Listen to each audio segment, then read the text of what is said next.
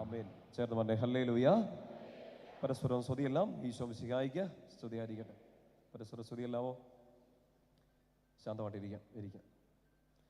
പ്രിയപ്പെട്ട സൗരങ്ങളെ, നിങ്ങൾ കർത്താവിൻ്റെ വലിയ അനുഗ്രഹത്തിൽ സന്തോഷത്തിലായിരിക്കുന്നു എന്ന് കരുതുന്നു. സന്തോഷത്തിലാണോ? ഇങ്ങനെ നിങ്ങൾ വർഷത്തിലൊന്നാണോ ഇങ്ങനെ ഒരുമിച്ച് കൂടാറുള്ളത്? ആണോ? മസാലയിൽ വർഷത്തിലൊന്നേ ഉള്ളോ? ക്രിസ്മസിന് ഒരുക്കമായിട്ടുള്ള ഒരു ധ്യാനം എന്ന് നമുക്ക് പറയാനില്ല. ഒരു രാത്രി നമ്മൾ ഈശോയുടെ കൂടെ ഒന്ന് ഉണർന്നിരിക്കുന്നു. ഇങ്ങനെ ഒന്ന് വന്ന് പ്രാർത്ഥിക്കുന്നതൊക്കെ നിങ്ങൾക്ക് സന്തോഷമുള്ള കാര്യമാണെന്ന് അച്ഛൻ ഉറപ്പായിട്ടും വിശ്വസിക്കുന്നു.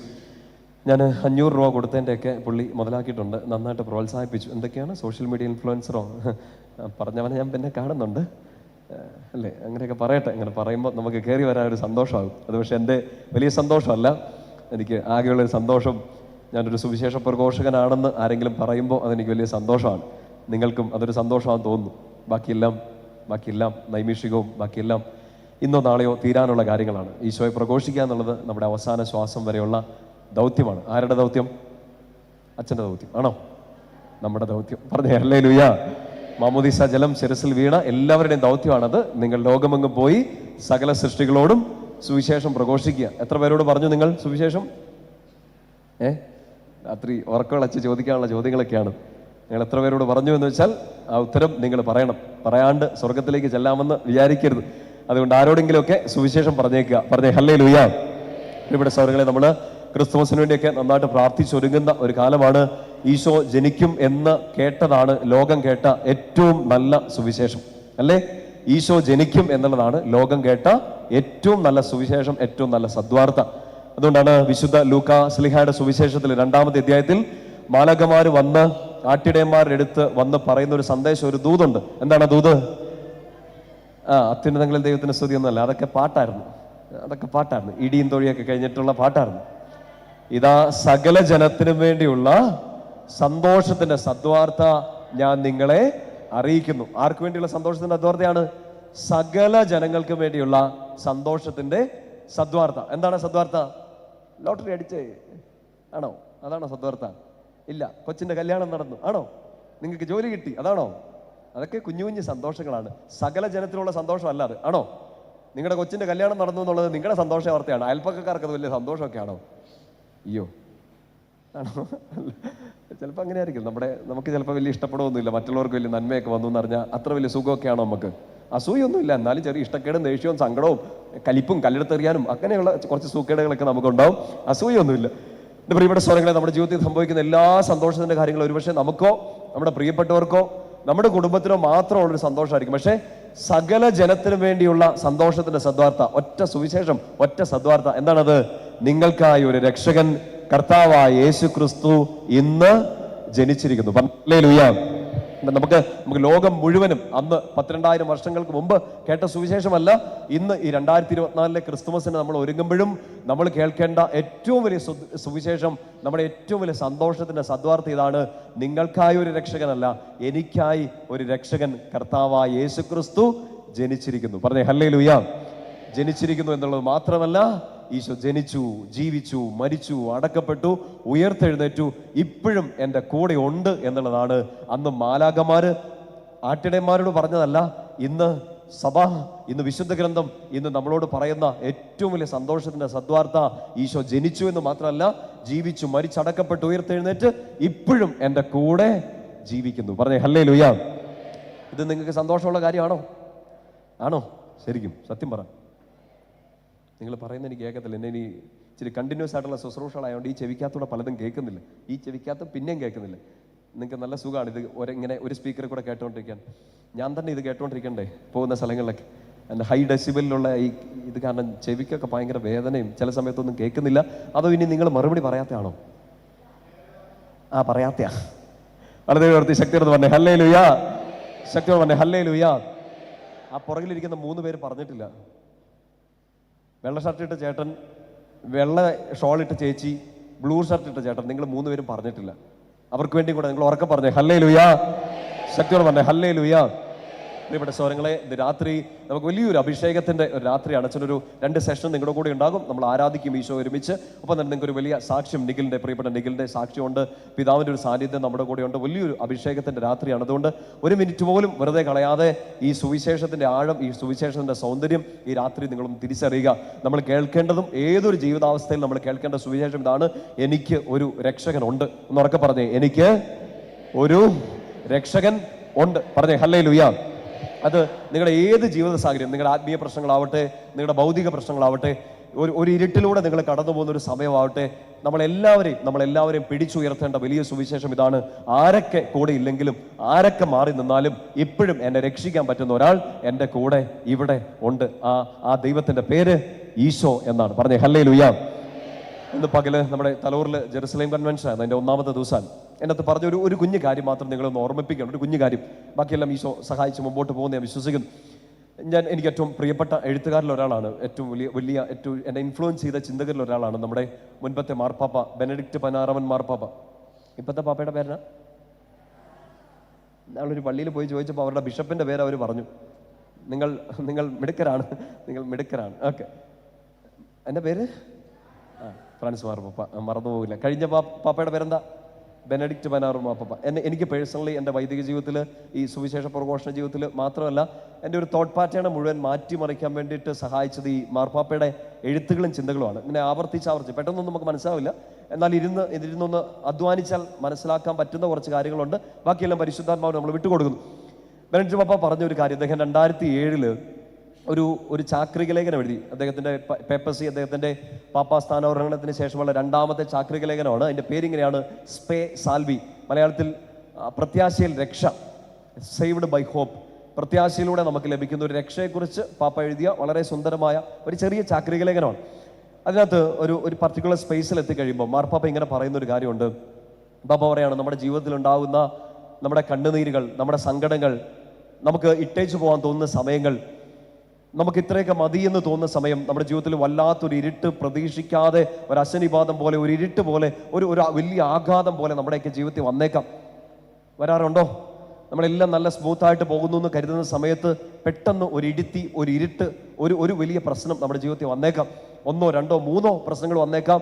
ആ പ്രശ്നങ്ങൾക്കൊക്കെ സൊല്യൂഷൻ കണ്ടെത്താൻ വേണ്ടി നമ്മൾ പരിശ്രമിച്ച് ശ്വാസം മുട്ടി നിൽക്കുമ്പോൾ, കുരിശിൻ്റെ വഴി പ്രാർത്ഥനയൊക്കെ ചെല്ലുന്ന പോലെ, ഒരു വേദന തീരും മുമ്പ് മറ്റൊന്ന് വന്നു കഴിഞ്ഞു. അനുഭവിച്ചത് കൊണ്ടാണ് നിങ്ങളിത് പെട്ടെന്ന് പറഞ്ഞത്. ശരിയാണ്, കുരിശിൻ്റെ വഴി പ്രാർത്ഥനയല്ല, മറ്റൊന്നും നമുക്ക് കാണാപ്പാട് അറിയത്തില്ല. പക്ഷേ ഈ സ്റ്റേറ്റ്മെന്റ് നിങ്ങൾ മറക്കില്ല. കാരണം അത് ഈശോയുടെ കുരിശിൻ്റെ വഴിയല്ല, നമ്മുടെയും കുരിശിൻ്റെ വഴിയാണ്. ഒരു വേദന തീരും മുമ്പ് മറ്റൊന്ന് വന്നു കഴിഞ്ഞു. പറഞ്ഞേ ഹല്ലേലൂയ.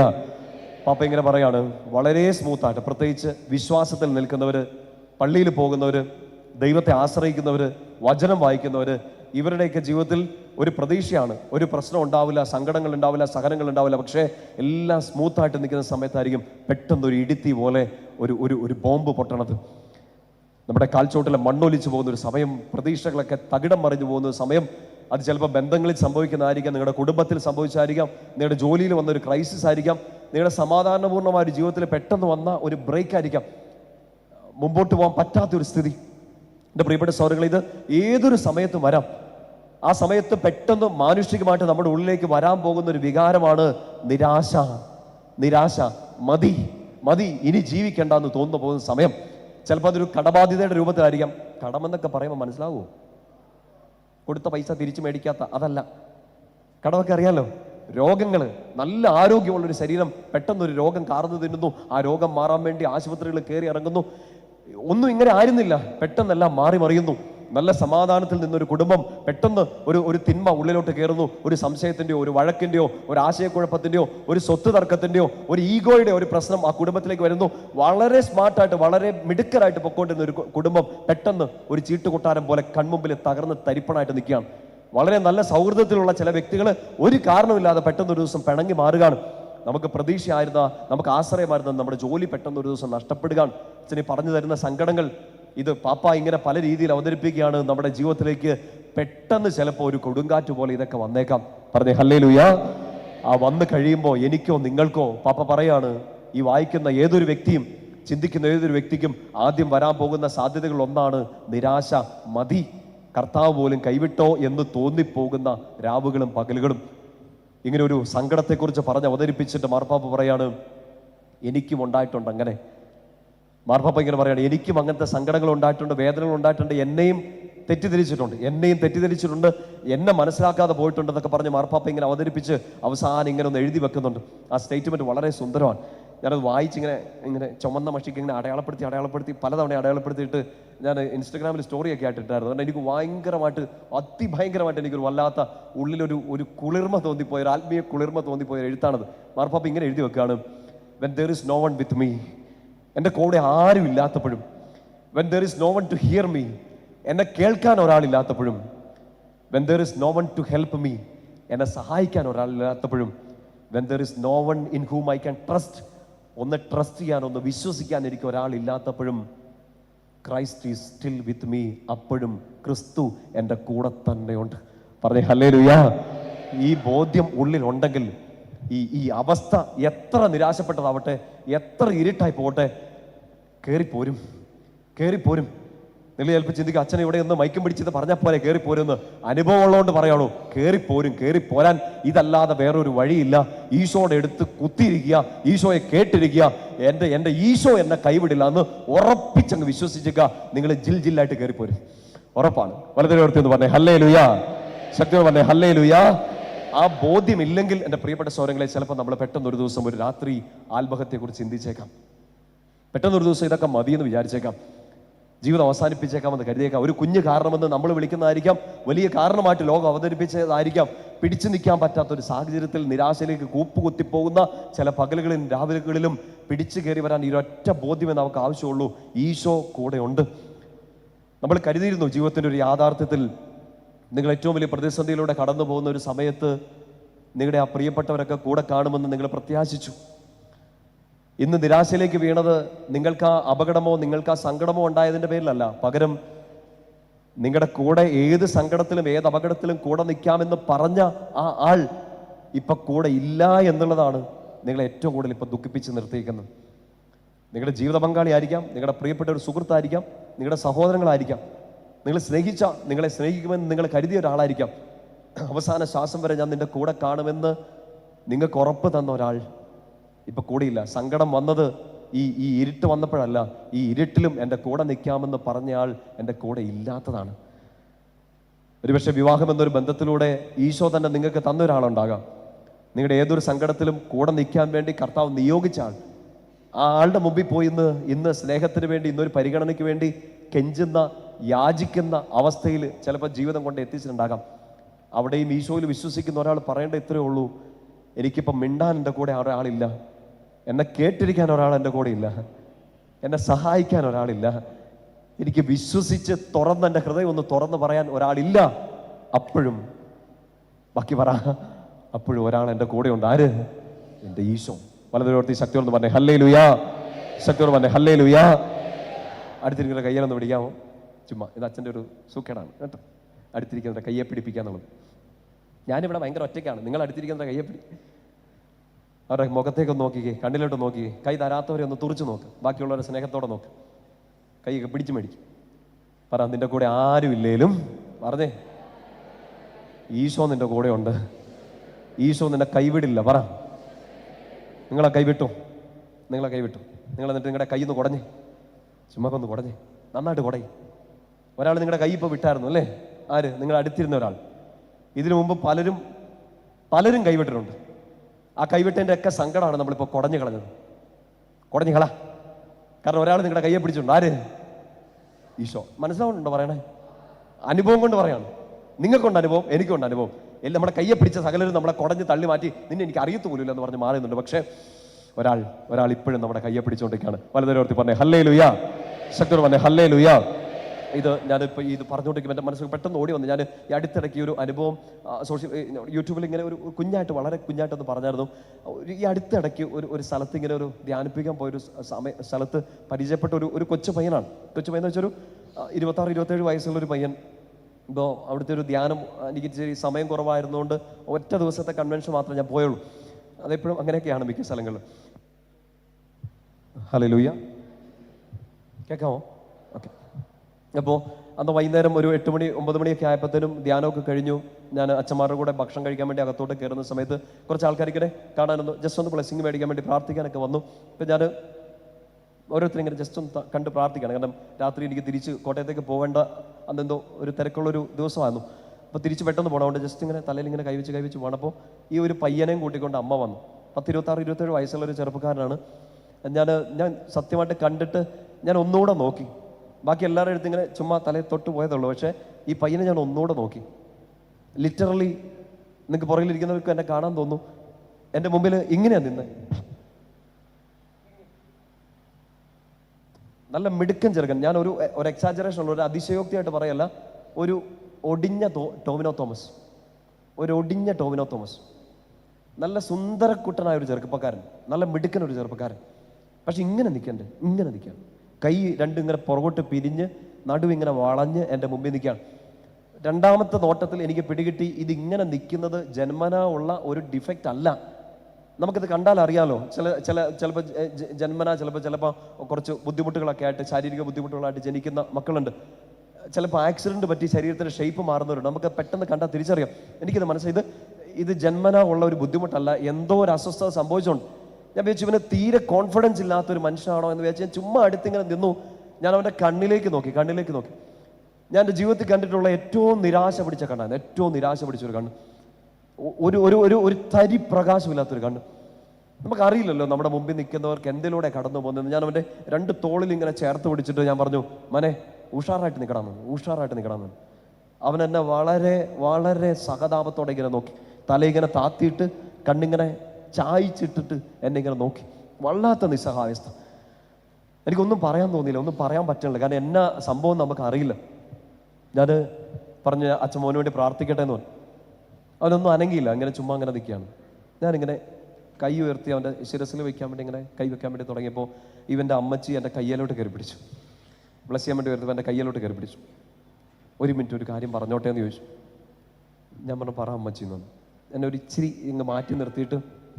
കുറച്ചങ്ങ് മാറ്റി നിർത്തിയിട്ട് ഈ അമ്മച്ചി പിന്നെ എന്നോട് പറഞ്ഞു, അച്ഛാ ഇവൻ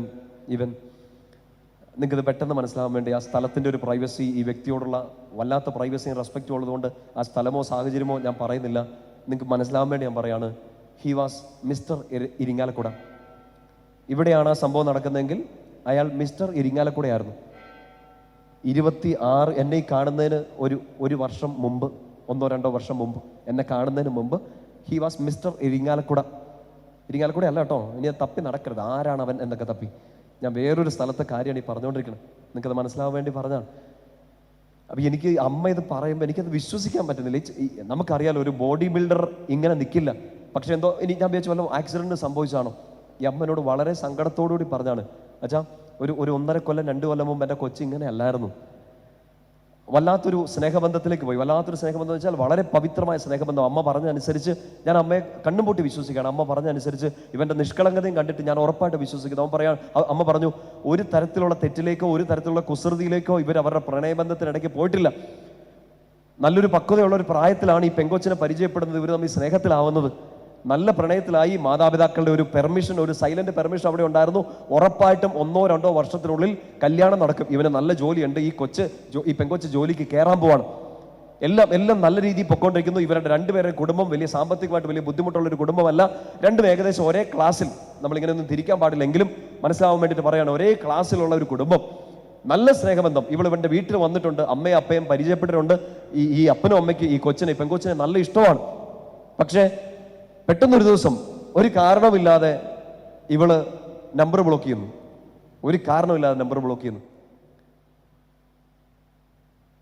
എൻ്റെ മുമ്പിലിരിക്കുന്ന മാതാപിതാക്കൾക്ക് ഇത് ഒരു എയറിൽ നിന്ന് അച്ഛൻ പറയുന്ന പോലെ തോന്നരുത്. അറിയില്ല നിങ്ങളുടെ മക്കൾ കടന്നു പോകുന്ന സങ്കടം എന്നാണ്. ഒരു സംഭവം വെറുതെ ഈശോ എൻ്റെ വായിലോട്ട് വെക്കില്ല, എനിക്ക് ഉറപ്പാണ്. ഓരോ കൂട്ടായ്മയിൽ ചെല്ലുമ്പോൾ ഒരു സാധനവും ഒരു വാക്കും ഒരു സംഭവവും ഒരു വചനവും വെറുതെ എൻ്റെ വായിലോട്ട് ഈശോ വെക്കുകയല്ലെന്ന് എനിക്ക് കഴിഞ്ഞൊരു 4 വർഷം കൊണ്ട് അനുഭവമുണ്ട്. അതുകൊണ്ട് ഇത് കേട്ടോണ്ടിരിക്കുന്ന എൻ്റെ യുവജനങ്ങളാണേലും, കേട്ടോണ്ടിരിക്കുന്ന ആ യുവജനങ്ങളുടെ മാതാപിതാക്കളോട് പ്രത്യേകിച്ച് ഞാൻ പറയാണ്, നിങ്ങളുടെ മക്കൾ കടന്നു പോകുന്നത് ചിലപ്പോൾ നിങ്ങൾക്ക് ഒരു പിടി ഉണ്ടാവില്ല. എൻ്റെ കുഞ്ഞുമക്കൾ, എൻ്റെ യുവജനങ്ങൾ പ്രത്യേകിച്ച് ഇത് കേട്ടിരിക്കണം. ഒരു കാരണമില്ലാതെ ഇവളെ പെട്ടെന്ന് ബ്ലോക്കാക്കി. അവരുടെ സങ്കടം അവൻ പുറകെ നടന്നു, ഓടിച്ചെന്നു കുറെ നടന്ന് ചോദിച്ചു, എന്നെ പറ്റിയേ? മിണ്ടുന്നില്ല, ശരിയാവുന്നില്ല, നമ്മൾ തമ്മിൽ സിങ്ക് ആവുന്നില്ലെന്ന്. ഈ വാക്കിന്റെ സ്പെല്ലിംഗ് പോലും അവൾക്ക് അറിയത്തില്ല. സിങ്ക് ആവണില്ലെന്ന്, നമ്മൾ തമ്മിൽ സിങ്ക് ആവണില്ലെന്ന്. ഒത്തിരി കാര്യങ്ങൾ ഈ അമ്മ പറഞ്ഞ വളരെ കാര്യങ്ങളെല്ലാം വളരെ വളരെ വെട്ടി ചുരുക്കി ഞാൻ പറയാണ്. ഇവ പുറകെ നടന്നു. അറ്റ്ലീസ്റ്റ് കാരണം എന്താണ് എന്ന് നീ എന്നോട് പറ. ഞാൻ എന്തെങ്കിലും തെറ്റ് ചെയ്തോ? ഞാൻ നിന്നെ വേദനിപ്പിച്ചോ? നിന്നെ ഞാൻ കെയർ ചെയ്തില്ലേ? എല്ലാ ചോദ്യങ്ങളുടെയും ഒടുക്കം ഇവളുടെ ഉത്തരം സൈലൻസ് ആണ്. ആ സൈലൻസിന് ഒടുക്കം അവൾ പറയുന്ന ഒറ്റ സ്റ്റേറ്റ്മെന്റ്, നിനക്ക് പറഞ്ഞാൽ മനസ്സിലാവില്ല. ഇതൊരു ഉത്തരവല്ലല്ലോ. ചങ്ക് പൊട്ടിപ്പോകുന്ന ഈ വേദനയിൽ ഇവൻ പുറകെ നടന്ന് ബെഗ് ചെയ്തു, നീ പറ, എനിക്ക് തിരുത്താനുള്ളതാണെങ്കിൽ ഞാൻ തിരുത്താം, നമുക്ക് വീണ്ടും സ്നേഹിക്കാം. കാരണം നമ്മളൊരു അവിശുദ്ധമായ തെറ്റായ ഒരു ബന്ധത്തിലേക്കല്ല നമ്മൾ പോകുന്നത്. നമ്മൾ വിവാഹം കഴിക്കാൻ വേണ്ടി പോവാണ്. അത് നല്ല ബന്ധം, മാതാപിതാക്കളുടെ പെർമിഷനോടെ ദേവാലയത്തിൽ വെച്ച് നടക്കാൻ പോകുന്ന ഒരു കൂദാശയ്ക്ക് വേണ്ടി പ്രാർത്ഥിച്ച് വിശുദ്ധിയോടെ ഒരുങ്ങിക്കൊണ്ടിരിക്കുന്ന 2 പിള്ളേരാണ്. നീ ഒരു കാരണം പറ. കഴിഞ്ഞ 2 വർഷം 2-3 വർഷമായിട്ട് നമ്മൾ പ്രണയിച്ചു, ഇഷ്ടപ്പെട്ടു, ഇപ്പൊ അതിന്റെ പരിസമാപ്തിയിലേക്ക്, ഒരു വിവാഹത്തിലേക്ക് എത്തുന്നു. ഇപ്പൊ എന്നെ സംഭവിച്ചത് വളരെ സിമ്പിളായിരുന്നു. അവൾക്ക് ജോലി കിട്ടിയപ്പോൾ ജോലി കിട്ടിയ സ്ഥലത്ത് മറ്റൊരാളെ അവളെ പരിചയപ്പെട്ടു. അതെന്നെ അങ്ങനെ, അതൊക്കെ എന്നെ അങ്ങനെയെന്ന് ചോദിച്ചാൽ എനിക്കറിയാൻ പാടില്ല. എനിക്ക് ഈ മേഖലയിൽ വലിയ പരിചയമില്ല. അതെന്നെ അങ്ങനെയെന്ന് ചോദിച്ചാൽ എനിക്കറിയില്ല. ഈ പിള്ളേരൊക്കെ വന്ന് സങ്കടം പറയുന്ന സമയത്ത് ഞാൻ പൊട്ടിക്കരയാറുണ്ട്. അതാണ് എൻ്റെ സങ്കടം. എനിക്ക് ഉത്തരം കൊടുക്കാൻ പറ്റുന്നില്ല. നമ്മൾ അനുഭവിച്ചിട്ടുള്ളതാണ് എന്തെങ്കിലുമൊക്കെ പറഞ്ഞു കൊടുക്കുക. ഇത് നമുക്ക് പരിചയമില്ലാത്ത ഫീൽഡാണ്. എൻ്റെ അവസാനത്തെ പ്രണയം 7ാം ക്ലാസ്സിൽ വെച്ചായിരുന്നു. അന്ന് പ്രണയത്തിൻ്റെ പ്രായയുടെ എവിടെ ഇടുന്നതെന്ന് പോലും എനിക്കറിയാൻ പാടില്ല. എൻ്റെ പ്രിയപ്പെട്ട സഹോദരങ്ങളെ, ഈ ചെറുക്കൻ കുറെ പുറകെ നടന്നു. ഇവള് സകല സോഷ്യൽ മീഡിയ പ്ലാറ്റ്ഫോമുകളിൽ നിന്ന് ഇവനെ ബ്ലോക്ക് ചെയ്തു. ഇവന് ഇൻസ്റ്റഗ്രാമിൽ ഒരു ഫേക്ക് അക്കൗണ്ടൊക്കെ ഉണ്ടാക്കി ഇവളെ ഫോളോ ചെയ്യാൻ തുടങ്ങി. അവൻ പലയിടത്ത് ധ്യാനത്തിന് പോയി അച്ഛന്മാരൊക്കെ അവനോട് പറഞ്ഞു കൊടുത്തു, നീ വിട്ടേര്, ഈശോ അനുവദിച്ചതാണെങ്കിൽ ഇത് തിരിച്ചു വരും. പക്ഷെ സ്നേഹിച്ച ഒരു മനുഷ്യന് അവന്റെ സ്നേഹം എങ്ങനെ വിട്ടുകളയാൻ പറ്റും? ഇതൊരു കഥയല്ലല്ലോ, ഇതൊരു സിനിമയല്ലല്ലോ, ഇതൊരു പാട്ടല്ലല്ലോ. കഴിഞ്ഞ് കഴിയുമ്പോഴത്തേന് പോസ് ചെയ്ത് മാറ്റി നിർത്താൻ വേണ്ടിയിട്ട് ഇത് അവന്റെ ജീവിതമാണ്. അവൻ പുറകെ നടന്നു. പിന്നെ അവസാനം അവള് പറഞ്ഞു, ടോക്സിക് ആവരുതെന്നുണ്ട്. പുറകെ നടന്ന് എൻ്റെ സമാധാനം കളയരുതെന്ന് പറഞ്ഞു. യു ക്യാൻ തിങ്ക്, ഒരു ഗേൾ, ഒരു പെങ്കൊച്ചിന് ഇത്രയും ക്രൂരയാകാൻ പറ്റുമോ? എനിക്കറിയത്തില്ല. നിങ്ങൾ പറ. എനിക്കറിയില്ല. എൻ്റെ ആമ്പിള്ളേരോട് എനിക്കുള്ള ഉപദേശം, തുടങ്ങാതിരിക്കുക എന്നുള്ളതാണ് ഏറ്റവും നല്ലത്. സമയമാകുമ്പോൾ സോളമനൊക്കെ കൃത്യമായിട്ട് പറയുന്നില്ലേ, സമയമാകുന്നതിന് മുമ്പ് നിങ്ങളുടെ പ്രണയത്തെ തട്ടി ഉണർത്തരുത്. ഇല്ലെങ്കിൽ എന്തിനും റെഡിയായിട്ട് നിൽക്കുക. ഇടിയും തൊഴിയും ചവിട്ടും ഈ നാട്ടിൽ അവൈലബിൾ ആയ സകല തേപ്പുവെട്ടിക്കും റെഡിയായിട്ട് നിൽക്കുക. പെൺകുട്ടികളോട് എനിക്ക് വലിയ ഉപദേശം തരാനില്ല, നിങ്ങൾ മിടുക്കരായിട്ടിരിക്കുക. ആൺകുട്ടികളോട് വലിയ ഉപദേശം എനിക്ക് തരാനില്ല, നിങ്ങൾ മിടുക്കരായിട്ടിരിക്കുക. ഇത് തുടങ്ങാതിരിക്കുന്നതായിരിക്കും ഏറ്റവും ഭേദം. പറഞ്ഞേ ഹല്ലേലൂയാ, ശക്തോടെ പറഞ്ഞേ ഹല്ലേലൂയാ. ഇതിന്റെ ഒരു ക്ലൈമാറ്റിക് മൊമെന്റിൽ ഏറ്റവും വേദന തീവ്രമായിട്ട് കയറി നിന്നൊരു രാത്രിയിൽ ഈ ചെറുക്കൻ ഇവൻ ജോലി ചെയ്യുന്ന സ്ഥലത്ത് അവൻ്റെ ഒരു ഹോസ്റ്റലിലാണ് താമസിക്കുക. പെയ്ഡ് ഹോസ്റ്റലിൽ, വർക്കിംഗ് ഹോസ്റ്റലിൽ. ആ ഹോസ്റ്റലിൻ്റെ മുകളിലത്തെ നിലയിൽ നിന്ന് എടുത്ത് താഴേക്ക് ചാടി. കാരണം അതങ്ങനെയാണ്.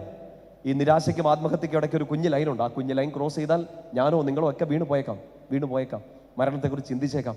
ഈശോ ആ ലൈനിന്റെ മുമ്പിൽ നിന്നില്ലെങ്കിൽ നമ്മൾ എല്ലാവരും പൊട്ടിത്തകർന്ന് ആഴ്പോവും. ഈ പയ്യന് അന്ന് ആ രാത്രിയിൽ ഈശോയുടെ മുഖം മാത്രം പിടികിട്ടില്ല. ആകെ ഉള്ളത് ഇവളുടെ ആ പുഞ്ചിരിക്കുന്ന മുഖം, നല്ല ഓർമ്മകൾ, സ്നേഹത്തിന്റെ വാക്കുകൾ മാത്രമേ ഉള്ളൂ. അത് കിട്ടാതെ വന്നു, ഇനി കിട്ടില്ല എന്നുള്ള തിരിച്ചറിവിന്റെ രാത്രിയിൽ, ഉറക്കം കിട്ടാത്ത രാത്രിയിൽ, പൊട്ടിക്കരഞ്ഞ രാത്രിയിൽ അവൻ എടുത്ത് താഴേക്ക് ചാടി. അങ്ങനെയാണ് ഈ മിസ്റ്റർ ഇരിങ്ങാലക്കുട ഇന്ന് ഒട്ടിഞ്ഞ് ഒരു കഷ്ണമായിട്ട് എൻ്റെ മുമ്പിൽ വന്ന് നിൽക്കണത്. കണ്ടാൽ നമുക്ക് കരച്ചിൽ വരും. ഒറ്റ നിമിഷത്തെ ഒരു ചിന്തയിലെല്ലാം അവസാനിപ്പിച്ചതാണ്. മരിക്കുമെന്ന് കരുതി. പക്ഷേ എൻ്റെ അടുത്ത് നിൽക്കുന്ന അമ്മയുടെ പ്രാർത്ഥനയായിരിക്കാം, ഒരുപാട് പേരുടെ പ്രാർത്ഥനയായിരിക്കാം. കർത്താവിന് ഇവനെക്കുറിച്ചുള്ള പദ്ധതികൾ തീർന്നിട്ടില്ല. അവൻ അതിൻ്റെ ഇടയ്ക്ക് ഒരു ബ്രേക്ക് ഇട്ട് വെച്ചു, ഒരു കോമ ഇട്ട് വെച്ചു. കർത്താവിന് ഇനി അവനെ കൊണ്ട് ചെയ്യാനുള്ളത് കൊണ്ടായിരിക്കാം, അറിയില്ല, എന്താണെന്ന് അറിയില്ല. എഴുന്നേറ്റു, മരിച്ചില്ല, എഴുന്നേറ്റു. പക്ഷേ അവന് സംസാരിക്കാൻ പറ്റുന്നില്ല. നെർവുകൾ തെറ്റിക്കിടക്കുന്നു. ഈ ഷോൾഡറിൻ്റെ എന്തൊക്കെയോ ഡിസ്ലൊക്കേഷൻ, ആകെ മൊത്തം ഇങ്ങനെ കുഴഞ്ഞു നിൽക്കുന്ന ഒരു ശരീരം. ഈ പെങ്കൊച്ചെന്തി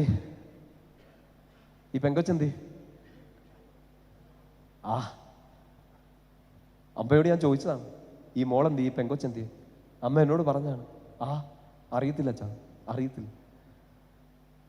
ഇത് സംഭവിച്ചേക്കാം. ഇതൊരു പ്രണയത്തിൽ സംഭവിച്ചതാണ്. വിവാഹം കഴിഞ്ഞിട്ട് സംഭവിക്കുന്നുണ്ട് ഇങ്ങനെ.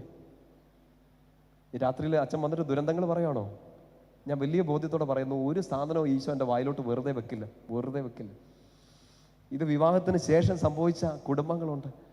എന്നെ ചെയ്യാൻ പറ്റും. ഞങ്ങളുടെ അടുത്ത് ഞാൻ ധ്യാനകേന്ദ്രത്തിൽ നിൽക്കുമ്പോൾ ഇങ്ങനെ പിന്നെ പിടിച്ചു നിൽക്കാൻ പറ്റില്ല അച്ഛാ, ഞങ്ങൾക്ക് സെപ്പറേറ്റഡ് ആവണം എന്നൊക്കെ വന്ന് പറയുമ്പോൾ ഒരു കത്തോലിക്ക സഭയിലെ വൈദികൻ എന്ന നിലയിൽ ഞാൻ ഒറ്റ കാര്യം പറയുള്ളൂ, ഈശോ കൂടെയുണ്ട്, പിടിച്ചു നിൽക്കണം, പിടിച്ചു നിൽക്കണം, പിടിച്ചു നിൽക്കണം. എനിക്കത് പറഞ്ഞുകൊണ്ടിരിക്കാം, ശരിയല്ലേ? ചില സങ്കടങ്ങളൊക്കെ കേട്ടിട്ട് കർത്താവേ, പട്ടത്തിൻ്റെ ദിവസമൊക്കെ ഞാൻ ഓർക്കും, ആ പാട്ട് പിന്നെ തലയിലോട്ട് ഓടിക്കേറി വരും. എത്ര സമുന്നതം ഇന്ന് പുരോഹിത നീ ഭരമേറ്റ വിശിഷ്ടസ്ഥാനം. പൗരോഹിത്യത്തിൻ്റെ വിലയോ മാറ്റോ അതിൻ്റെ അപ്പുറത്തേക്കൊക്കെ മനസ്സിലായതുകൊണ്ട് മാത്രമല്ല, ദൈവമേ ഇങ്ങനെയും കുടുംബജീവിതം ഉണ്ടോ എന്നോർത്ത് ഞാൻ ചങ്ക് പൊട്ടിപ്പോയിട്ടുണ്ട്. ഉത്തരം പറയാൻ പറ്റാതെ ഇറങ്ങിപ്പോകാൻ പറ്റുന്നൊരു സ്ഥിതി അല്ല, പിടിച്ചു നിൽക്കുകയാണ്, ഇരുട്ടാണ്. മുമ്പേ പറഞ്ഞ ആ സംഭവം ഒന്ന് കണക്ട് ചെയ്തേക്കണം. ഈ പയ്യന് ഇറങ്ങി ഓടിയതും ഇറങ്ങി ചാടിയതും ഈ ജീവിതം അവസാനിപ്പിക്കാമെന്ന് തീരുമാനിച്ചതും ഒരു ബോധ്യം നഷ്ടപ്പെട്ടു പോയപ്പോഴാണ്. എൻ്റെ കൂടെ അവളില്ലെങ്കിലും, അവൾ എന്നെ കേൾക്കാനില്ലെങ്കിലും, എൻ്റെ കൺമുമ്പിൽ അവളില്ലെങ്കിലും, എനിക്കിനി അവളെ ട്രസ്റ്റ് ചെയ്യാൻ പറ്റില്ലെങ്കിലും, അവൾ ഇനി എന്നെ സ്നേഹത്തോടെ ഹെൽപ്പ് ചെയ്തില്ലെങ്കിലും, അപ്പോഴും എന്നെ കൈവിടാത്ത ഒരാൾ എൻ്റെ കൂടെ ഉണ്ടെന്നുള്ള കാര്യം മറന്നുപോയി ചെറുക്കനെടുത്ത് താഴേക്ക് ചാടി. കിട്ടുന്നുണ്ടോ? നമുക്കും പറ്റിപ്പോകുന്ന അബദ്ധം ഇവിടെയാണ് മക്കളെ, എൻ്റെ പ്രിയപ്പെട്ട സഹോദരങ്ങളെ. ഒരുപാട് നിരാശപ്പെടുന്ന ഇപ്പോൾ ഒരു കുഞ്ഞ് അനുഭവം പറഞ്ഞ നിങ്ങൾക്ക് ഏറ്റവും അവസാനം ഉണ്ടായ ആ ഏറ്റവും വലിയ സങ്കടത്തിൻ്റെ സമയം ഒന്ന് ഓർത്ത് നോക്കി.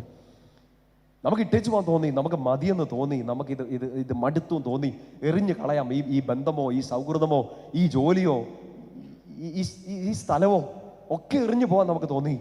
എവിടെയോ ഈശോ നിങ്ങളുടെ ഉള്ളിലൊരു ബോധ്യം തന്നിട്ടുണ്ടായിരുന്നു, ഞാനിപ്പോഴും നിന്റെ കൂടെ ഉണ്ട്. ഇതാ സകല ജനത്തിനു വേണ്ടിയുള്ള സന്തോഷത്തിൻ്റെ സദ്വാർത്ത. എനിക്കായി ഒരു രക്ഷകൻ കർത്താവായ യേശുക്രിസ്തു ഇന്ന് ജനിച്ചിരിക്കുന്നു. ജനിച്ചു എന്നുള്ള മാത്രമല്ല, ഇപ്പോഴും എനിക്ക് വേണ്ടി അവൻ ജീവിക്കുന്നു. പറഞ്ഞേ ഹല്ലേലൂയ. രണ്ട് കരങ്ങൾ ഉയർത്തി ശക്തിയോടൊന്ന് പറഞ്ഞേ ഹല്ലേലൂയ. ശക്തിയോട് പറഞ്ഞേ ഹല്ലേലൂയ. ഒന്ന് എഴുന്നേറ്റ് പതുക്കെ ഒന്ന് എഴുന്നേക്കാം. ഇല്ല, നിങ്ങൾക്ക് എന്നോട് അസൂയ തോന്നും, അച്ഛൻ മാത്രം നിൽക്കുന്നു, ഞങ്ങൾ മാത്രം ഇരിക്കുന്നത്. രണ്ട് കരങ്ങളൊന്ന് സ്വർഗത്തിലേക്ക് ഉയർത്തിപ്പിടിക്കാമോ? ഈശോയെ, കണ്ണുകളൊന്ന് അടച്ചേ. നിങ്ങളിന്ന് നമ്മളിപ്പോൾ ഈ കേട്ട ഈ വചനവുമായി ബന്ധപ്പെട്ട സംഭവങ്ങൾ, ബെനഡിക്ട് പാപ്പ പറഞ്ഞ ഒരു കാര്യം, ഇതുമായി ബന്ധപ്പെട്ട് എന്തെങ്കിലുമൊക്കെ നമ്മുടെ ജീവിതത്തിൽ ഈ അടുത്ത കാലത്തോ എപ്പോഴെങ്കിലും ഒക്കെ ഉണ്ടായിട്ടുണ്ടെങ്കിൽ, ക്രിസ്മസിന് വേണ്ടി ഒരുങ്ങുന്ന ഈ ദിവസങ്ങളിൽ കർത്താവെ, ഈ ഇരുട്ടിലൂടെ ഞാൻ കടന്നു പോവാണ്. എൻ്റെ വീട്ടിൽ ഇപ്പോൾ അങ്ങനെ ഒരു അനുഭവമുണ്ട്, എൻ്റെ ബന്ധങ്ങളിൽ അങ്ങനെ സംഭവിച്ചിട്ടുണ്ട്. ഈ സങ്കടത്തിൽ നിന്ന്, വേദനയിൽ നിന്ന് എനിക്ക് കരകയറി പോരാൻ പറ്റില്ലെന്നോർത്ത് ഞാൻ ആത്മഹത്യയെക്കുറിച്ച് ചിന്തിച്ചുകൊണ്ട്, മാപ്പ് ചോദിച്ചുകൊണ്ട് ഈശോയെ അങ്ങയുടെ കൃപയ്ക്ക് വേണ്ടി ഞാൻ ആഗ്രഹിച്ച് പ്രാർത്ഥിക്കുകയാണ്. കരങ്ങൾ രണ്ടും ഉയർത്തി കണ്ണുകൾ അടച്ച് നന്നായിട്ട് ശക്തിയോടൊന്ന് സ്തുതിച്ചേ. ഹല്ലേലൂയ. ഈശോയെ ആരാധന, ആരാധന, ആരാധന, ആരാധന, ആരാധന, ആരാധന, ആരാധന. Hallelujah, hallelujah, hallelujah, hallelujah, hallelujah. ഈശോയെ ആരാധന, ആരാധന, ആരാധന, ആരാധന, ആരാധന, ആരാധന, ആരാധന. Hallelujah, hallelujah, hallelujah, hallelujah. ഈശോയെ ആരാധന, ആരാധന, ആരാധന, ആരാധന, ആരാധന, ആരാധന, ആരാധന. Hallelujah, hallelujah, hallelujah, hallelujah. ഈശോയെ ആരാധന, ആരാധന, ഈശോയെ ആരാധന. ശക്തിയോടെ പറഞ്ഞേ ഹല്ലേലൂയ. സന്തോഷമുള്ളേ ഹല്ലേലൂയ. അടുത്തൊരു കയ്യിലൊന്നുകൂടെ പിടി പറ. ആരും കൂടെ ഇല്ലേലും ആരും കൂടെയുണ്ട്? ഈശോ കൂടെയുണ്ട്. അവരുടെ മുഖത്ത് പതുക്കെ ഒരു പുഞ്ചിരിയൊക്കെ വന്നത് കണ്ടോ? ഒരു കള്ളച്ചിരിയൊക്കെ വന്നത് കണ്ടോ? ആ കള്ളച്ചിരി നിങ്ങൾ കയ്യെ പിടിച്ചതിൻ്റെ അല്ല, ഇതാണ് നമ്മൾ കേൾക്കേണ്ട സുവിശേഷം. കിട്ടുന്നുണ്ടോ? ഞാൻ കൂടെ ഉണ്ടെന്ന് പറയുന്നതല്ല സുവിശേഷം. ആർക്കും പറയാം, പറഞ്ഞു പറ്റിക്കാം. പറയേണ്ട സുവിശേഷം എന്താണ്? ഈശോ കൂടെയുണ്ട്. നിങ്ങൾക്കൊരു വിഷമം തോന്നിയില്ലായിരുന്നു തുടക്കത്തിൽ അച്ഛൻ ചോദിച്ചപ്പോൾ, നിങ്ങൾ ആരോടെങ്കിലും സുവിശേഷം പറഞ്ഞോ? അപ്പം ആ സങ്കടം മാറണം. നിങ്ങൾ അറ്റ്ലീസ്റ്റ് 2 പേരോട് ആ സുവിശേഷം പറഞ്ഞു. എന്താണ് സുവിശേഷം? ഈശോ കൂടെയുണ്ട്. അതാണ് ബൈബിൾ മുഴുവൻ പറയുന്ന ഒറ്റ കാര്യമുള്ളൂ, ഈശോ കൂടെയുണ്ട്. ശക്തിയോട് പറഞ്ഞേ ഹല്ലേലൂയ. സുവിശേഷം പ്രഘോഷിച്ച് എല്ലാവരും ഇരിക്കും.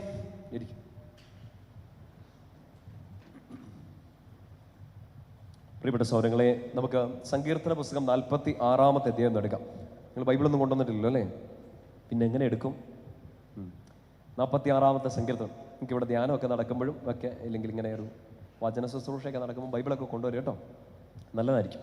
അച്ഛൻ പറയുന്നത് ശരിയാണോ എന്നെങ്കിലും അറിയാൻ വേണ്ടി ബൈബിൾ എടുത്ത് നോക്കാം. ഇല്ലെങ്കിൽ ഞാൻ ചിലപ്പോൾ വിശുദ്ധ ജിൻസ് അറിയിച്ച സുവിശേഷം എന്നൊക്കെ പറയും. എനിക്ക് അങ്ങനത്തെ പ്രശ്നങ്ങളുണ്ട്, അങ്ങനെ ഒരു സുവിശേഷമില്ല. ഓക്കെ, 46-ാമത്തെ സങ്കീർത്തനമാണ്. എൻ്റെ ടൈറ്റിൽ ഇങ്ങനെയാണ്, ദൈവം നമ്മോട് കൂടെ. പഴയ നിയമത്തിൽ വലിയ അഭിഷേകം നിറഞ്ഞ പ്രാർത്ഥനകളൊന്നാണ്, വലിയൊരു വിശ്വാസ പ്രഖ്യാപനത്തിലൊന്നാണിത്, ദൈവം നമ്മോട് കൂടെ. വചനം ഒന്ന് വായിച്ചു കേൾക്കുക.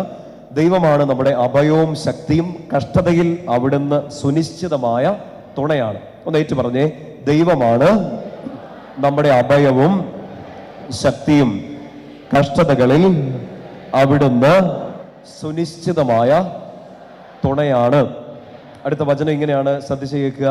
ഭൂമി ഇളകിയാലും പർവ്വതങ്ങൾ സമുദ്രമധ്യത്തിൽ അടർന്നു പതിച്ചാലും നാം ഭയപ്പെടുകയില്ല. തൊട്ടടുത്ത വാക്യം, ജലം പതഞ്ഞുയർന്നിരമ്പിയാലും അതിന്റെ പ്രകമ്പനം കൊണ്ട് പർവ്വതങ്ങൾ വിറകൊണ്ടാലും നാം ഭയപ്പെടില്ല. എന്താ ഭയപ്പെടാത്തതിന്റെ കാരണം? ഈശോ കൂടെയുണ്ട്. എൻ്റെ ടൈറ്റിൽ ഇങ്ങനെയാണ്, ദൈവം നമ്മോട് കൂടെ. പഴയ നിയമത്തിൽ ഒരു കൺസെപ്റ്റിൽ അവരൊരു പേരെടുത്ത് വിളിക്കുന്നില്ല, ആ ദൈവത്തെ കോമൺ ആയിട്ട് ഇങ്ങനെ പറയുന്നു, ദൈവം നമ്മോട് കൂടെ. ഇന്ന് പുതിയ നിയമത്തിന്റെ ജനത, സഭയ്ക്ക് നമുക്ക് ആ ദൈവത്തിന്റെ പേരറിയാം, ഈശോ. ഈശോ നമ്മോട് കൂടെ. അവിടുന്ന് നമ്മുടെ അഭയമാണ്, നമ്മുടെ ശക്തിയാണ്. പർവ്വതങ്ങൾ പതഞ്ഞുയർന്നിരമ്പിയാലും, പർവ്വതങ്ങളല്ല, തിരമാല പതഞ്ഞുയർന്നിരമ്പിയാലും, പർവ്വതങ്ങൾ നമ്മുടെ മുമ്പിൽ ഉയർന്നു നിന്നാലും നമ്മൾ ഭയപ്പെടില്ല. കാരണം എന്താണ്? ഈശോ നമ്മുടെ കൂടെയുണ്ട്. പറഞ്ഞേ ഹല്ലേലൂയ. ശക്തിയോട് പറഞ്ഞേ ഹല്ലേലൂയ. പഴയ നിയമത്തിൽ ഇങ്ങനെ നമുക്ക് നല്ല പരിചയമുള്ള ഒരു വ്യക്തിയാണ് ഈ പഴയ നിയമത്തിലെ ജോസഫ്. കേട്ടിട്ടുണ്ടല്ലോ അല്ലേ? പഴയ നിയമത്തിലെ ജോസഫ്. ആകെ ഒരു കുഴപ്പം ഉണ്ടായിരുന്നുള്ളൂ. എന്താണ് കുഴപ്പം? സ്വപ്നം കാണും. അതൊരു കുഴപ്പമാണോ? ചുമ്മാ കിടന്ന് ഉറങ്ങിക്കളയും അല്ലേ? എന്നിട്ടാണ് സ്വപ്നം കാണുന്നത്. നന്നായിട്ട് ഉറങ്ങും. നന്നായിട്ട് ഉറങ്ങുമ്പോഴാണോ സ്വപ്നം കാണുന്നത്? നിങ്ങൾ കാണാറുണ്ടോ? ദിവാസ്വപ്നം മാത്രമേ കാണാറുള്ളൂ. നന്നായിട്ട് കിടന്നുറങ്ങിയാൽ നല്ല സ്വപ്നം കാണാൻ പറ്റുമെന്നാണ് എനിക്ക് തോന്നുന്നത്. ഇപ്പം ഞാൻ കഴിഞ്ഞ ദിവസം എന്തോ ഒരു സ്വപ്നം കണ്ടു. എൻ്റെ വണ്ടി കത്തിപ്പോകുന്നതൊക്കെ കണ്ടു. എന്നാണോ അല്ലേ? ചില സമയത്ത് അങ്ങനത്തെയൊക്കെ നമുക്ക് കാണണമല്ലോ. ഓക്കെ.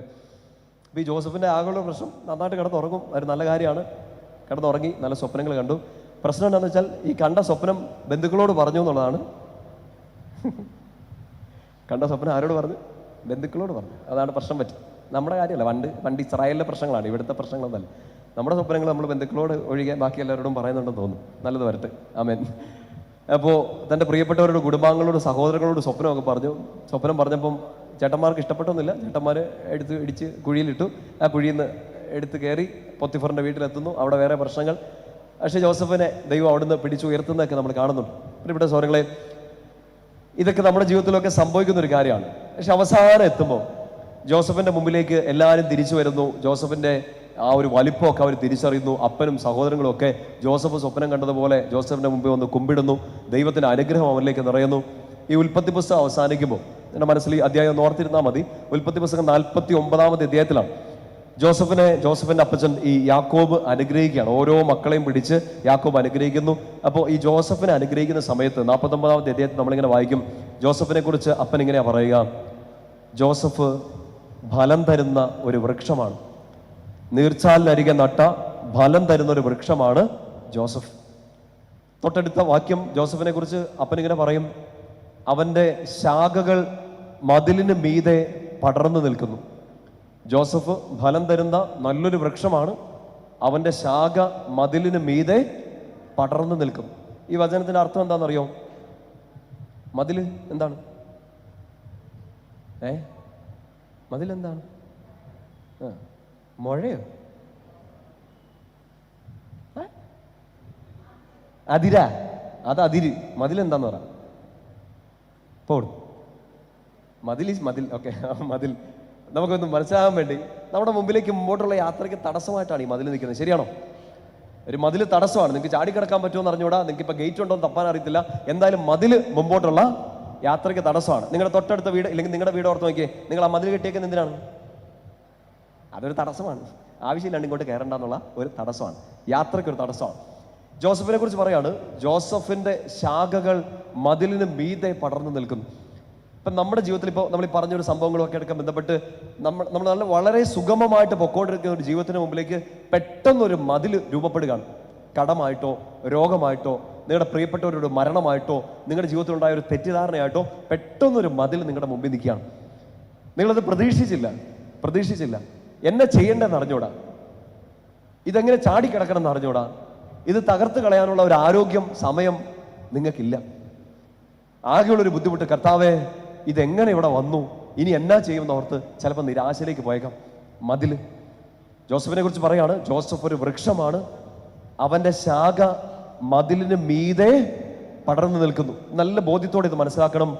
ഈശോയിൽ വിശ്വസിക്കുന്ന, ഈശോയിൽ ആശ്രയിക്കുന്ന, ഈ ദേവാലയത്തിൽ വരുന്ന, ഇങ്ങനെ വചനം കേട്ട് ദൈവത്തെ വിശ്വസിച്ച് ആശ്രയിക്കുന്ന നിങ്ങളുടെ മുമ്പിൽ, എൻ്റെ മുമ്പിൽ മതിലുകളോ തടസ്സങ്ങളോ ഒന്നും ഉണ്ടാവില്ലെന്നല്ല വചനം പറയുക.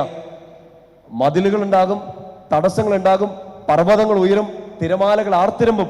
ഇതൊക്കെ അവിടെ ഉള്ളപ്പോഴും ജോസഫിന്റെ ശാഖ മതിലിന് മീതെ പടർന്നു നിൽക്കും. പറഞ്ഞേ ഹല്ലേലൂയ. പിടികിട്ടുന്നുണ്ടോ? ഒരു സഹനവും ഇല്ലാത്തൊരു ജീവിതം നമുക്കുണ്ടോ? അയ്യോ, ഉണ്ടോ? ഇല്ല. ഇഷ്ടം പോലെയാണ്. അവസാനം എന്നെ പോലെ ഒരാൾ ഇച്ചിരി കുന്തിരിക്കം ഇടുന്നവരെ, മണ്ണയെ മടങ്ങുക എന്ന് പറയുന്നവരെ ഈ സഹനം ഉറപ്പായിട്ടുണ്ടാവും അവസാനം വരെ. അപ്പോൾ ആ സഹനത്തിന് മുമ്പിൽ തോറ്റോടുക എന്നുള്ളത് എൻ്റെ പ്രിയപ്പെട്ട സഹോദരങ്ങളെ, ക്രൈസ്തവ വിശ്വാസികളെ സംബന്ധിച്ച്, ഈശോയെ രക്ഷകൻ നാഥനുമായിട്ട് വിശ്വസിച്ച് ഏറ്റുപറയാൻ നമ്മളെ സംബന്ധിച്ച് ഈ മതിലുകളുടെ മുമ്പിൽ തടസ്സപ്പെട്ട് സങ്കടപ്പെട്ട് ഇറങ്ങി ഓടുക എന്നുള്ളത് നമ്മുടെ ഓപ്ഷൻ അല്ല.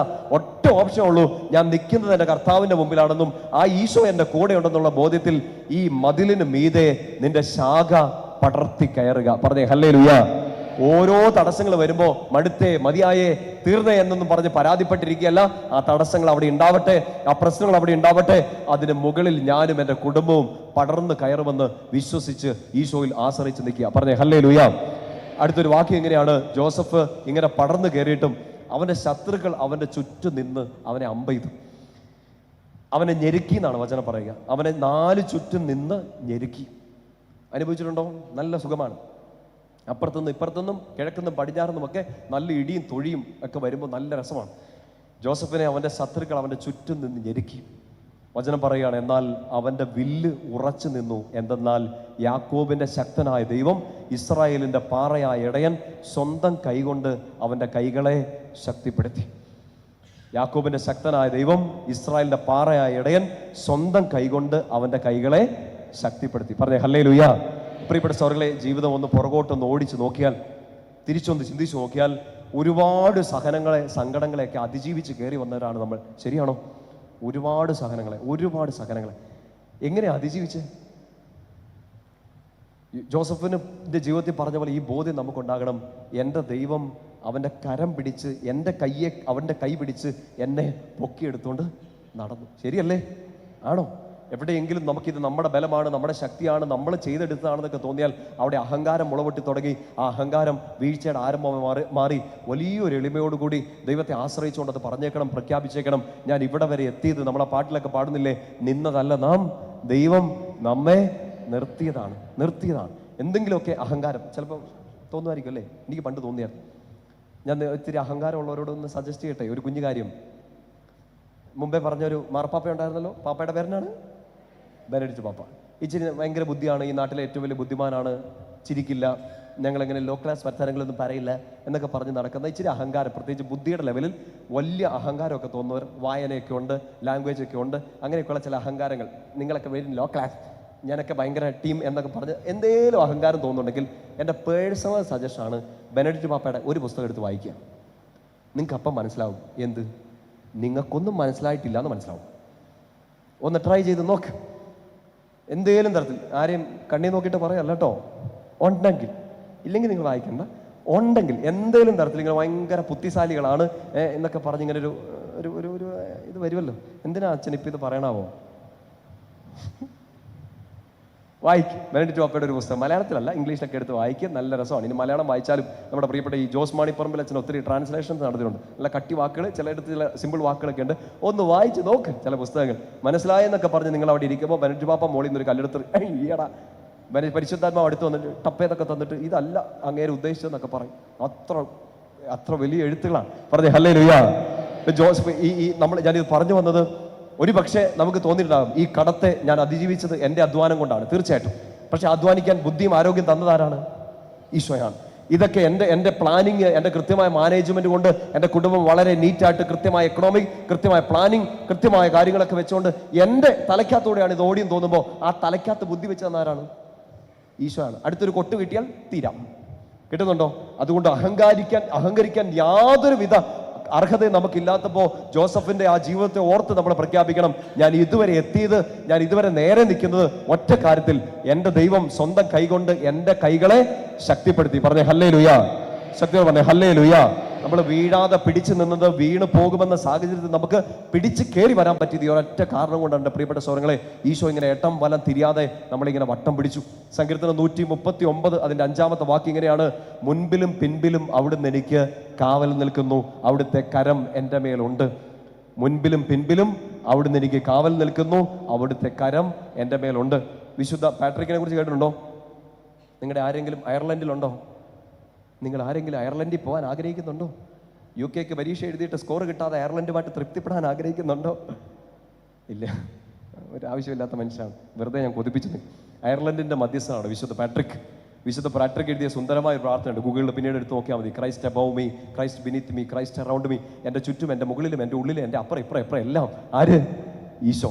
130 സങ്കീർത്തനം 5-ാമത്തെ വാക്യം ഇങ്ങനെ പറയുക, മുൻപിലും പിൻപിലും അവിടുന്ന് എനിക്ക് കാവൽ നിൽക്കുന്നു, അവിടുത്തെ കരം എപ്പോഴും എൻ്റെ മേൽ ഉണ്ട്. പറഞ്ഞേ ഹല്ലേലൂയാ. ശക്തി പറഞ്ഞേ ഹല്ലേലൂയാ. അവിടുത്തെ കരം എൻ്റെ മേലുണ്ടെന്ന് വെച്ചാൽ എന്താ?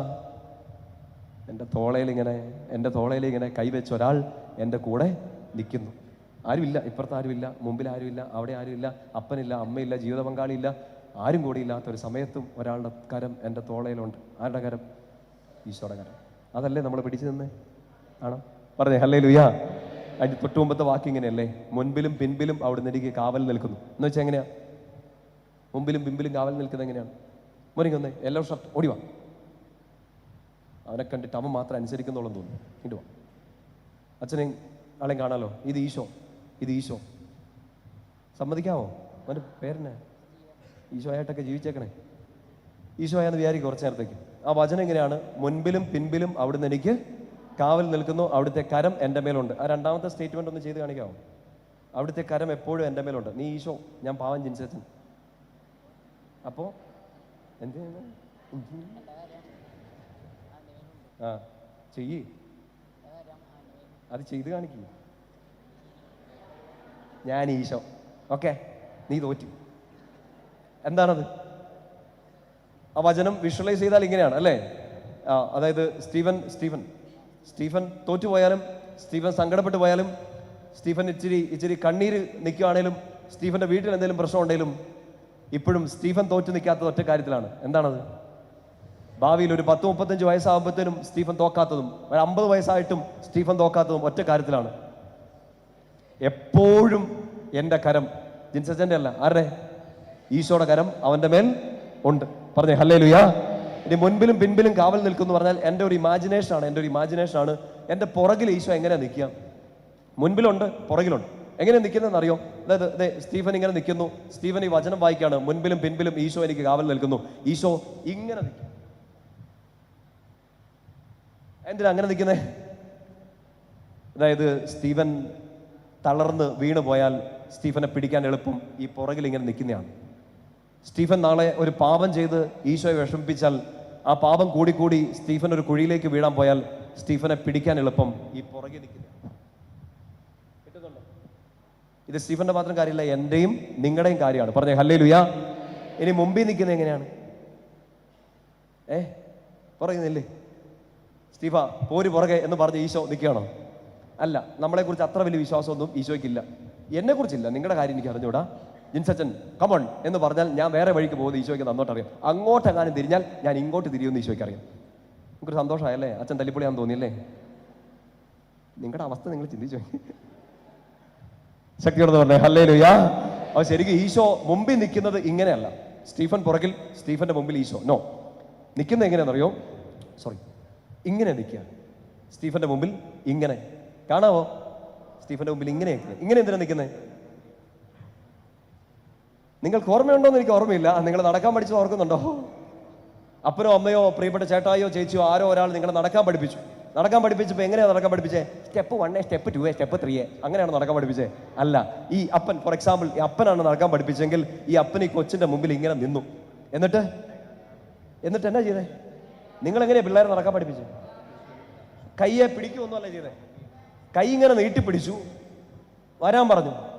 ഈ കുഞ്ഞി കാലൊക്കെ എടുത്ത് പതുക്കെ പിച്ച വെച്ച് നടന്നു. എന്നെ കയ്യെ പിടിക്കാൻ? നടക്കാൻ പഠിക്കണമെങ്കിൽ കയ്യെന്ന് പിടി വിടണം. പക്ഷെ ഈ പിടി വിട്ട കൊച്ച് ചിലപ്പോ വേച്ചു പോയേക്കാം, കല്ലെ തട്ടിയേക്കാം, വീണ് പോയേക്കാം, പക്ഷെ വീഴത്തില്ല. എന്താണത്? ഇങ്ങനെ കൈ. ഈശോ അല്ല, അപ്പൻ. ഈശോ ഇങ്ങനെ, അപ്പൻ ഇങ്ങനെ കൈ ഇങ്ങനെ തുറന്നു പിടിച്ചു നിൽക്കുകയാണ്. എന്തിനാ? നീ വീഴത്തില്ല, ഉറപ്പാണ്. വീഴാൻ പോയാലും നീ ഒന്ന് വേച്ചു പോയാലും ഞാൻ ഇവിടെ പിടിക്കാൻ ഉണ്ട്. അതുകൊണ്ടാണ് ഈശോ ഇങ്ങനെ നിൽക്കാതെ എങ്ങനെ നിൽക്കുന്നു? ഇങ്ങനെ നിൽക്കുന്നു. നമ്മൾ വീണ് പോകുമോ, വീണ് പോയാൽ പിടിക്കാൻ ഒരാളുണ്ട്. പറഞ്ഞേ ഹല്ലേലൂയാ. നിനക്കിത് മനസ്സിലാവുന്നുണ്ടോ? 40 വയസ്സ് കഴിഞ്ഞവർക്ക് ഇത് മനസ്സിലാവുന്നുണ്ടോ? ചേച്ചിക്ക് 40 എല്ലാത്തിനും ഉത്തരം പറഞ്ഞു. 40 എന്നെ കഴിക്കുന്നത് ഈ ഇരിങ്ങാലക്കുടയിലെ മമ്മൂട്ടിനി. പറഞ്ഞേ ഹല്ലേലൂയാ. ശക്തി പറഞ്ഞേ ഹല്ലേലൂയാ. അപ്പൊ ഈ മുമ്പിൽ ഇങ്ങനെ നിൽക്കുകയാണ്. ഇനി വേറൊരു പ്രശ്നമുണ്ട്. ഈ കൊച്ചു ചിലപ്പോൾ മടി കാണിച്ചേക്കാം നടക്കാൻ, അല്ലേ? നടക്കാൻ പേടിയുള്ള പിള്ളേരുണ്ട്. ഞാനിത് പറയുന്ന ഒരു നടപ്പായിട്ട് ചിന്തിക്കരുത്. നിങ്ങളുടെ ജീവിതത്തിൽ ചില ക്രൈസിസുകളുടെ മുമ്പിൽ നിങ്ങളൊന്ന് പിടിച്ചു നിൽക്കാതെ, ഇനി അടുത്ത സ്റ്റെപ്പ് മുമ്പോട്ട് വെക്കാതെ തോറ്റു പിന്മാറിയ സമയങ്ങളൊക്കെ ഓർക്കുക. എനിക്കിനി ഒരു അടി പോലും മുമ്പോട്ട് പോകാൻ പറ്റില്ല എന്ന് കരുതിപ്പോയ ആ സമയങ്ങൾ ഓർക്കുക. നിങ്ങൾ ഈ ജോലി അവസാനിപ്പിക്കാൻ തീരുമാനിച്ച സമയം ഓർക്കുക. നിങ്ങൾ ഈ കുടുംബത്തിൽ നിന്ന് ഇറങ്ങിപ്പോകാൻ തീരുമാനിച്ച സമയം ഓർക്കുക. നിങ്ങൾക്ക് അടുത്തൊരു സ്റ്റെപ്പ് എടുത്ത് വെക്കാൻ പറ്റാതെ നിങ്ങളങ്ങ് ശ്വാസം മുട്ടി നിന്ന സമയം ഓർക്കുക. എന്നിട്ടും നിങ്ങളിപ്പോൾ ഈ 2024 ഈ അവസാനത്തെ മാസത്തിൽ എത്തി. വളരെ പെട്ടെന്ന് കടന്നുപോയൊരു വർഷമാണ് 2024. എനിക്ക് നിങ്ങൾക്ക് എങ്ങനെയാണെന്ന് അറിഞ്ഞൂടാ. ആണോ? നവംബർ ആയപ്പോഴാണ് അറിഞ്ഞത്. കലണ്ടർ മാറ്റാനായില്ല കർത്താവേ എന്ന് വിചാരിച്ച്. വളരെ സ്പീഡിൽ പോയി. എൻ്റെ ജീവിതത്തിൽ ഏറ്റവും കൂടുതൽ എനിക്ക് ഇടിയും തൊഴിയും സഹനം ഉണ്ടായൊരു വർഷവും കൂടെ ആയിരുന്നു. നിങ്ങൾക്കോ? അല്ലല്ലേ? All the best. 10-15 ദിവസവും കൂടെ ബാക്കിയുണ്ട്. എൻ്റെ സഹനത്തിൽ പങ്കുചേരും. തളർന്നു പോകുന്ന സമയം നമുക്കുണ്ട്. മടുത്തു എന്ന് പറയുന്ന സമയം നമുക്കുണ്ട്. മടുത്ത് ഇനി കൊണ്ടുപോകാൻ പറ്റില്ലെന്ന് വിചാരിച്ചു. ഞാൻ ഈ വർഷം അത് പല തവണയായിട്ട് ഈശോയോട് പറഞ്ഞു. പല തവണയായിട്ട്. നീ മടുത്താ? ഇല്ല. ഞാൻ പല തവണയായിട്ട് ഈശോയോട് പറഞ്ഞു. അത് പറഞ്ഞത് ശരിക്കും പറഞ്ഞാൽ ഞാൻ പല സ്ഥലങ്ങളിൽ പോയി ഒരു സാഹചര്യം അനുസരിച്ച് ഇത് പറഞ്ഞിട്ടുണ്ട്. ഞാൻ ഏറ്റവും കൂടുതൽ സങ്കടം അനുഭവിക്കുന്ന ഒരു മൊമെൻ്റ് ഉണ്ട്. അതായത് ഈ സുവിശേഷ പ്രഘോഷണത്തിൻ്റെ സമയത്ത് ഏറ്റവും ബുദ്ധിമുട്ടുന്ന ഒരു സമയമാണ്. എൻ്റെ മുട്ട് കാരണം എനിക്ക് ഭയങ്കര ബുദ്ധിമുട്ടാണ്. നിൽക്കാൻ പറ്റില്ല.